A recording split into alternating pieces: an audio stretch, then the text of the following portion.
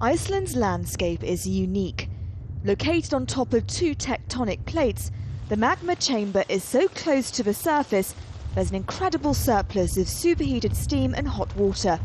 It's this that allows the island to produce and use hydrogen fuel.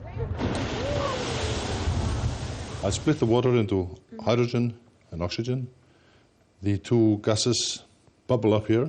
The man who's been dubbed Professor Hydrogen shows me how it all works. I take the hydrogen on this side, oxygen on this side, and I recombine them in this magic device called the fuel cell.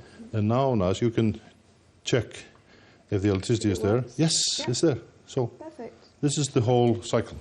Thorsten Sigfússon's vision is for Iceland to become a hydrogen-based economy. I think that hydrogen provides, among other substances, one of the best ways to get rid of carbon and go away to another non-carbon, non-CO2 producing fuel. In many ways, Iceland has already solved that problem, using the power of hydroelectricity and the steam from its geothermal waters. Incredibly, 80% of its energy is clean. This is the source of Iceland's renewable energy. It comes from under the ground. The water from this geyser is boiling at 100 degrees Celsius. It's the steam and water that produces cheap electricity.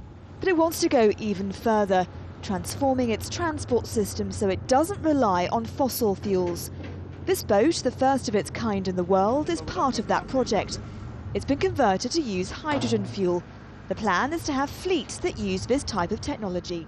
Once filled up, the boat can head out and stay at sea for anything up to 2 days.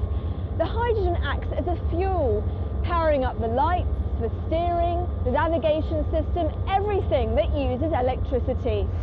Iceland's also experimenting with hydrogen fuel cars. But skeptics say converting the vehicles is too costly and transporting such a volatile gas dangerous.